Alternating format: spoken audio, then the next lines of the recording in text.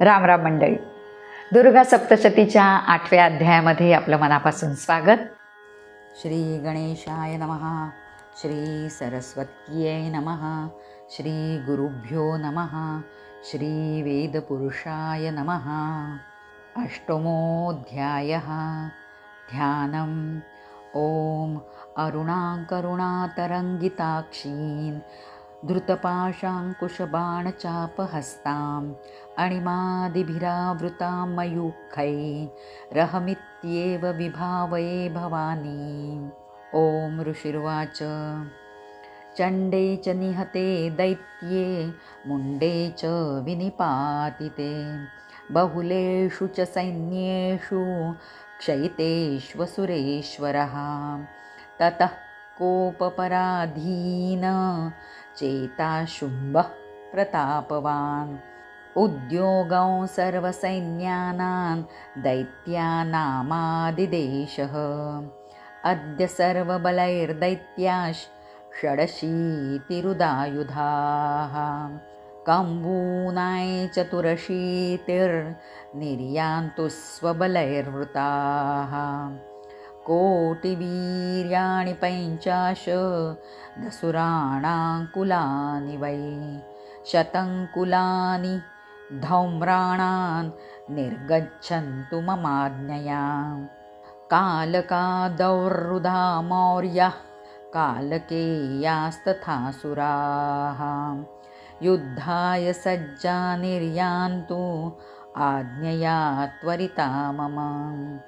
इत्याज्ञाप्यासुरपतिः शुम्भो भैरवशासनः निर्जगाम महासैन्य सहस्रैर्बहुभिर्वृतः. आयान्तं चण्डिका दृष्ट्वा तत्सैन्यमतिभीषणं जास्वन्यः पूरयामास धरणी गगनान्तरं.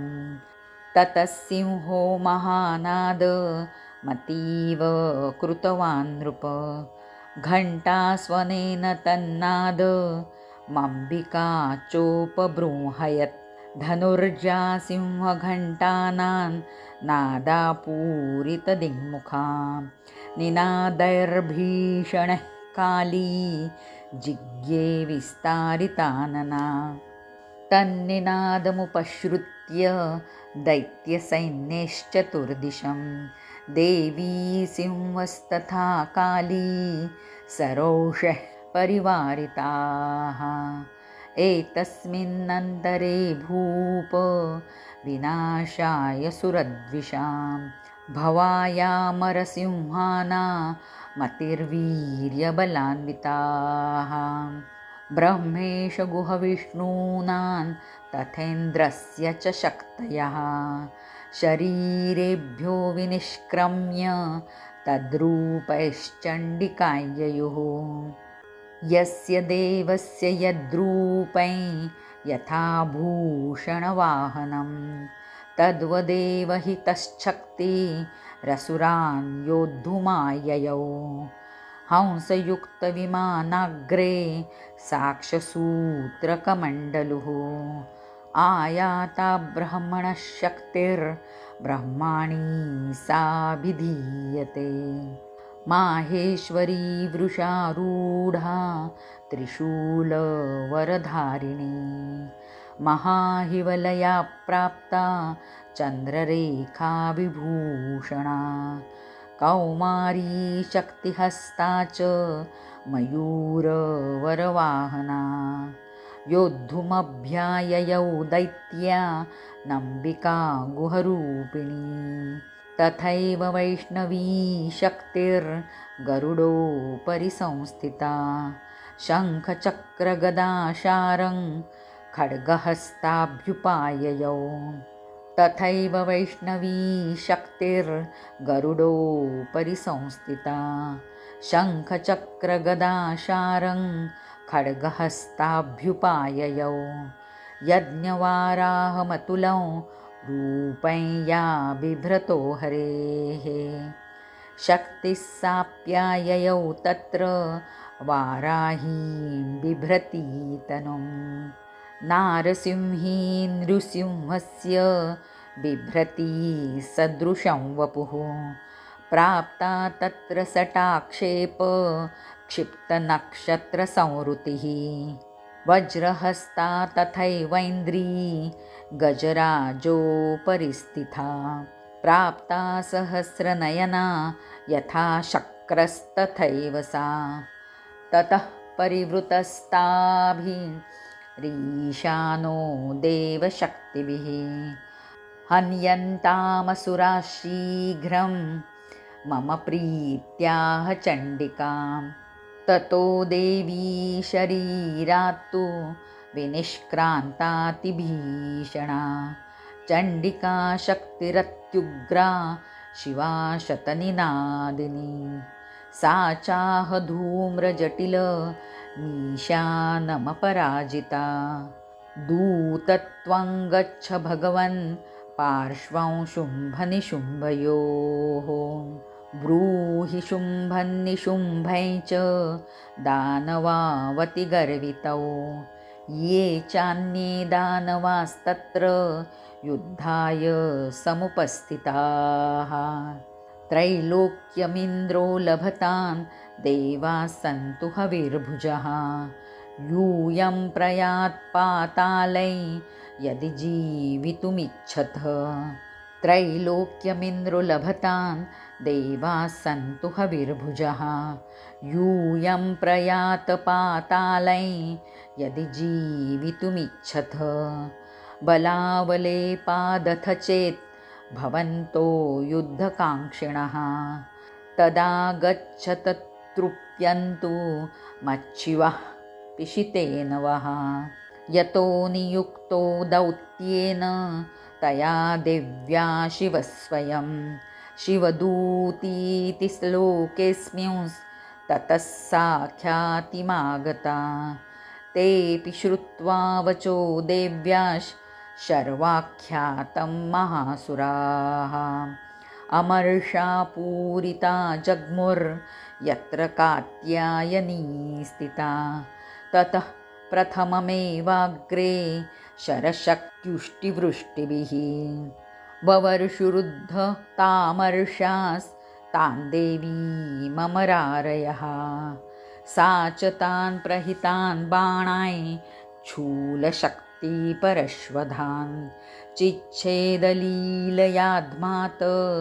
धनुर्मुक्तैर्महेषुभिः तस्याग्रतस्तथा काली शूलपातविदारितान् खट्वाङ्गपोथितांश्चारीन् कुर्वतीं व्यचरत्तदा कमण्डलुजलाक्षेप हतवीर्यान् हतौजसः ब्रह्माणी चाकरोच्छत्रून् येन येन स्मधावती माहेश्वरी त्रिशूलेन तथा चक्रेण वैष्णवी दैत्याय जघान कौमारी तथा शक्त्यातिकोपनाम् ऐन्द्रीकुलिशपातेन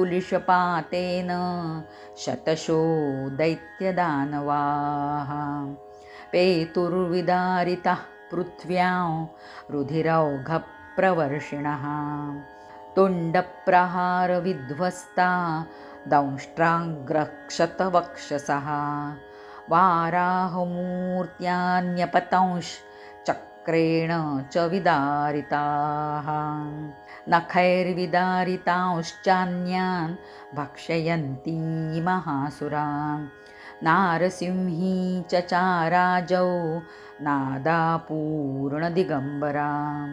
चण्डाट्टहासैरसुराः शिवदूत्यभिदूषिताः पेतुः पृथिव्यां पतितांस्तांश्च खादाथ सा तदा इति मातृगणं क्रुद्धं मर्दयन्तं महासुरान् दृष्ट्वाभ्युपायैर्विविधैर्नेषुर्देवारिसैनिकाः पलायनपरान् दृष्ट्वा दैत्यान् मातृगणार्दितान् योद्धुमभ्याययौ क्रुद्धो रक्तबीजो महासुरः रक्तबिन्दुर्यदा भूमौ पतत्यस्य शरीरतः समुत्पतति मेदिन्यान् तत्प्रमाणस्तदासुरः युयुधे स गदापाणिरिन्द्रशक्त्या महासुरः ततश्चैन्द्री स्ववज्रेण रक्तबीजमताडयत् कुलिशेनाहतस्याशु बहुशुस्रावशोणितं समुत्तस्थुस्ततो योधास्तद्रूपास्तत्पराक्रमाः यावन्तः पतितास्तस्य शरीराद्रक्तबिन्दवः तावन्तः पुरुषा जातास्तद्वीर्यबलविक्रमाः ते चापि युयुधुस्तत्र पुरुषा रक्तसम्भवाः समं मातृभिरत्युग्र शस्त्रपातातिभीषणं पुनश्च वज्रपातेन क्षतमस्य शिरो यदा ववाह रक्तं पुरुषास्ततो जाताः सहस्रशः वैष्णवी समरे चैन्यं चक्रेणाभिजघानः गदया ताडयामास ऐन्द्रीतमसुरेश्वरम् वैष्णवी चक्रभिन्नस्य रुधिरस्रावसम्भवैः सहस्रशो जगद्व्याप्तन् तत्प्रमाणैर्महासुरैः शक्त्या जघानकौमारी वाराही च तथासिनां माहेश्वरी त्रिशूलेन रक्तबीजं महासुरं स चापि गदया दैत्यस्सर्वा एवाहनत्पृथक् मातृः कोपसमाविष्टो रक्तबीजो महासुरः तस्याहतस्य बहुधा शक्तिशूलादिभिर्भुवि पपातयो वै रक्तौघस्तेनासञ्छतशोऽसुराः तैश्चासुरासृक्सम्भूतैरसुरैः सकलैः जगत् व्याप्तमासीत् ततो देवा भयमा जग्मुरुत्तमम् तान् विषण्णान् सुरान् दृष्ट्वा चण्डिका प्राह सत्वरा उवाच कालीं चामुण्डे विस्तीर्णौ वदनं कुरु मच्छस्त्रपातसम्भूतान् रक्तबिन्दून् महासुरान् रक्तबिन्दुः प्रतिच्छत्वं वक्त्रेणानेन वेगिना भक्षयन्ती चररणे तदुत्पन्नान् महासुरान् एवमेष क्षयन् दैत्यः क्षीणरक्तो गमिष्यति भक्ष्यमाणास्त्वया चोग्रा न चोत्पत्स्यन्ति चापरे इत्युक्त्वा तान् ततो देवी शूलेनाभिजघानतं मुखेन काली जगृहे रक्तबीजस्य शोणितं ततो सा वाजघानाथ गदया तत्र चण्डिकां न चास्या वेदनाय चक्रे गदापातोऽल्पिकामपि तस्याः तस्य देहात्तु बहुशुस्रावशोणितं यतस्ततस्तद्वक्त्रेण चामुण्डा सम्प्रतीच्छति मुखे समुद्गता येस्या रक्तपातान् महासुराः तांश्च खादाथ चामुण्डा पपौ तस्य च शोणितं देवी शूलेन वज्रेण बाणैरसिभिर्वृष्टिभिः जघानरक्तबीजन्तैः चामुण्डापीतशोणितं सपपातमहीपृष्ठे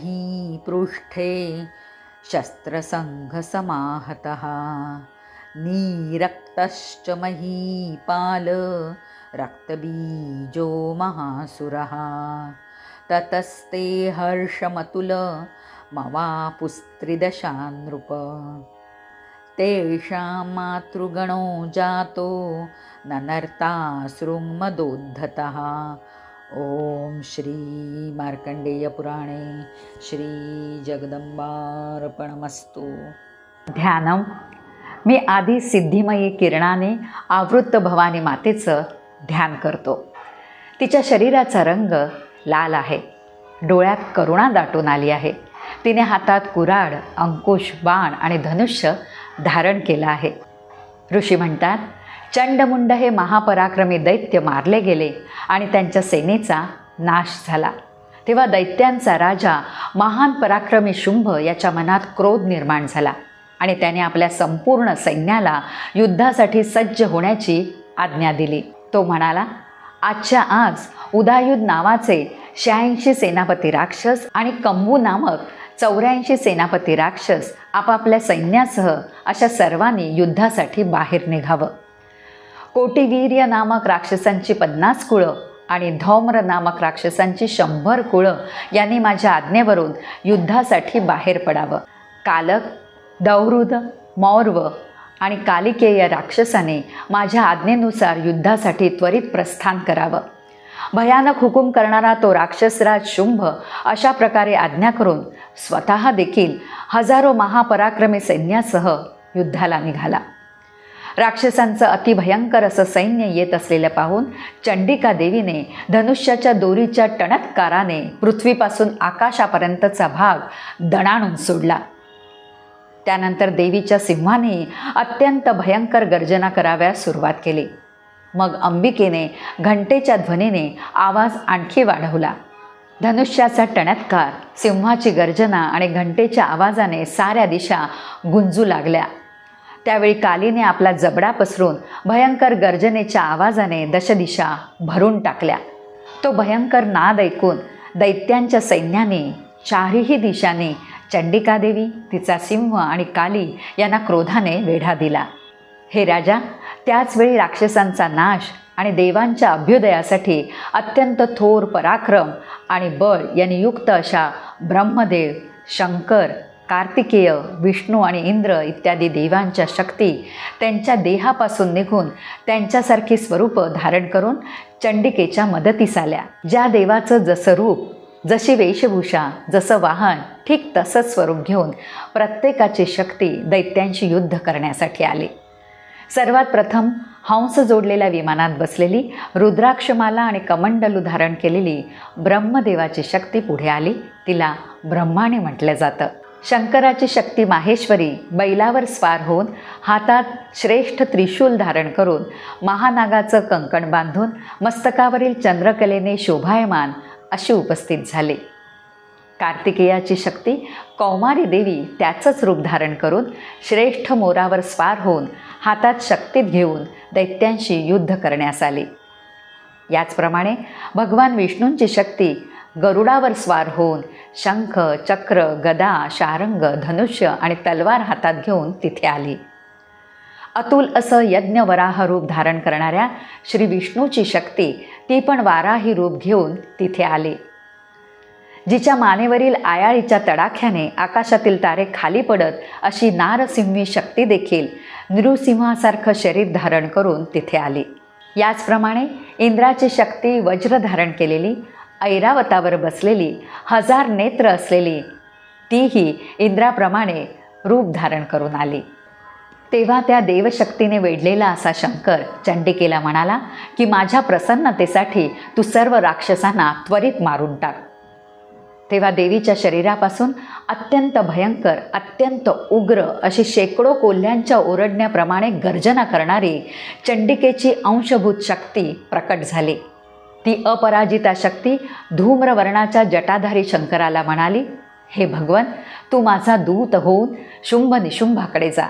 अत्यंत गर्विष्ठ अशा शुंभ निशुंभ दैत्यांना आणि दुसरे जे आणखी राक्षस तिथे युद्धासाठी उपस्थित असतील त्यांना असं सांग की जर तुम्ही जिवंत राहू इच्छित असाल तर असं मान्य करा की इंद्राला त्रैलोक्याचं राज्य मिळावं, सर्व देवांना आपापला यज्ञभाग उपभोगता यावा आणि तुम्ही पाताळात जावं.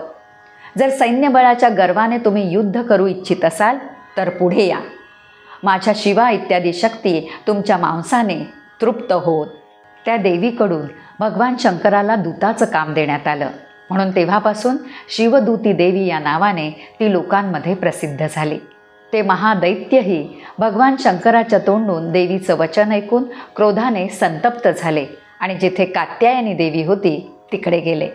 त्यानंतर अत्यंत क्रोधाविष्ट झालेले ते राक्षस प्रथम त्या देवीवर समोरून बाण, शक्ती आणि दुधारी तलवार यांचा सतत मारा करू लागले. त्या देवीने दैत्याने टाकलेले बाण, शूल, परशू, खड्ग यांचे टणत्कार करणाऱ्या धनुष्यातून सोडलेल्या बाणाने सहजपणे तुकडे तुकडे केले. मग देवी शत्रूंना त्रिशूळाच्या प्रहाराने विदारण करत आणि खड्वांगाने प्रहार करत संचार करू लागले. ब्रह्मा आणि देवी ज्या ज्या भागातून धावली त्या त्या ठिकाणी कमंडलूतील पाणी शिंपडून शत्रूंचा पराक्रम नष्ट करून त्यांना हतबल करत होते. त्याप्रमाणे माहेश्वरी त्रिशूलाने, वैष्णवी चक्राने आणि अतिक्रुद्ध कौमारी देवी शक्तीने दैत्यांना ठार मारू लागली. ऐंद्री देवीच्या वज्रप्रहाराने छिन्नविछिन्न झालेले शेकडो दैत्य दानव रक्तप्रवाहाचा वर्षाव करत पृथ्वीवर पडले.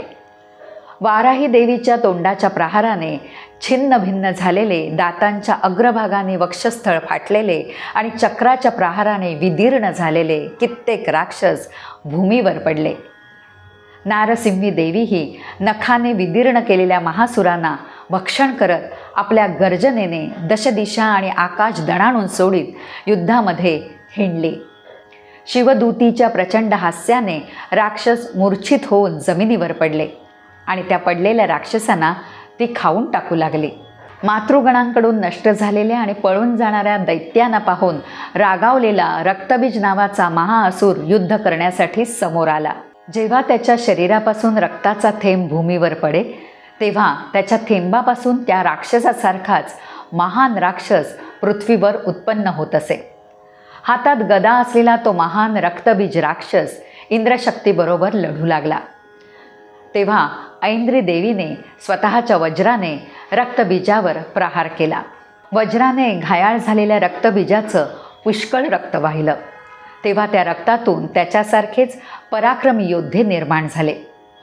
रक्तापासून उत्पन्न झालेले ते दैत्यसुद्धा त्या मातृदेवतांशी अत्यंत उग्र असं शस्त्रप्रहार करत युद्ध करू लागले. पुन्हा ऐंद्री देवीच्या वज्रप्रहाराने त्या रक्तबीजाचं मस्तक छिन्न केलं. तेव्हा त्या मस्तकातून रक्त वाहिलं आणि त्यापासून हजारो राक्षस उत्पन्न झाले. त्या रणांगणात वैष्णवी देवीने रक्तबीजावर चक्राने प्रहार केला आणि ऐंद्री देवी त्या राक्षसाला गदेने मारू लागले. वैष्णवी देवीच्या चक्राने विदीर्ण झालेल्या रक्तबीजाच्या शरीरातून बाहेर पडलेल्या रक्तप्रवाहातून त्याच्यासारख्या हजारो महाराक्षसांनी सर्व जग व्यापून टाकलं. कौमारीने शक्ती, वाराहीने खड्ग आणि माहेश्वरी देवीने त्रिशूलाने रक्तबीज राक्षसाला घायाळ केलं. तो भयंकर रक्तबीज राक्षस देखील क्रोधयुक्त होऊन सर्व मातांवर गदेने प्रहार करू लागला. शक्ती आणि शूल इत्यादी शस्त्रांनी अनेक वेळा घायाळ झालेल्या रक्तबीजाच्या शरीरातून जो रक्ताचा प्रवाह जमिनीवर वाहू लागला त्यातून शेकडो राक्षस उत्पन्न झाले. रक्तबीज राक्षसाच्या रक्तापासून निर्माण झालेल्या दैत्यांनी सर्व विश्व व्यापलं. तेव्हा देव देखील भयभीत झाले. देवांना भीतीने उदास झालेलं पाहून चंडिका देवी हसली आणि कालीला म्हणाली, हे चामुंडे, तू आपलं तोंड पसरून विस्तीर्ण कर आणि माझ्या शस्त्रप्रहारामुळे रक्तबीजाच्या अंगातून पडणारे रक्तबिंदू आणि त्यापासून उत्पन्न होणाऱ्या महान राक्षसांना तू आपल्या या वेगवान मुखाने खाऊन टाक. या प्रकारे रक्तापासून निर्माण झालेल्या त्या राक्षसांना भक्षण करत रणांगणावर तू भ्रमण कर.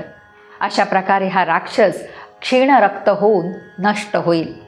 त्या भयंकर राक्षसांना तू खाऊन टाकलंस म्हणजे पुन्हा दुसरे नवीन उत्पन्नच होणार नाहीत, असं त्या कालीला सांगून नंतर ती चंडिका देवी त्या राक्षसाला शूळाने मारू लागली. कालीदेवी रक्तबीजाचं रक्त तोंडाने पिऊ लागली. तेव्हा तो रक्तबीजही चंडिकेला गदेने मारू लागला. परंतु त्या गदापाताने देवीला थोडीही वेदना झाली नाही. रक्तबीजाच्या घायाळ शरीरातून खूप रक्त वाहू लागलं. पडत असलेलं रक्त चामुंडा आपल्या तोंडाने पिऊ लागली. तिच्या मुखातही रक्तापासून जे महान राक्षस उत्पन्न झाले त्यांनाही चामुंडा खाऊ लागली आणि त्या रक्तबीजाचं रक्त पिऊ लागली. त्यानंतर कौशिक देवीने शूल, वज्र, बाण, तलवार आणि दुधारी तलवारीने चामुंडाने रक्त पिऊन टाकलेल्या अशा त्या रक्तबीज राक्षसाला ठार मारलं. हे राजा, या प्रकारे अनेक शस्त्रांच्या प्रहाराने जखमी झालेला आणि रक्तहीन झालेला तो महादैत्य रक्तबीज भूमीवर पडला. हे राजा, तेव्हा सर्व देवांना फार आनंद झाला आणि मातृगण त्या राक्षसाच्या रक्तप्राशनाने बेभान होऊन आनंदाने नृत्य करू लागले. या प्रकारे श्री मार्कंडेय पुराणातील सावर्णिक मन्वंतर कथेतील देवी महात्म्यामधील रक्तबीज वध नामक 8वा अध्याय संपूर्ण झाला. श्री जगदंबार्पणमस्तु. मंडळी, आपल्याला हा भाग आवडला असेल तर लाईक करा, शेअर करा. चॅनलवर नवीन असाल तर सबस्क्राईब करा. तेव्हा पुन्हा भेटूया पुढच्या भागामध्ये. तोपर्यंत स्वतःची काळजी घ्या. राम राम.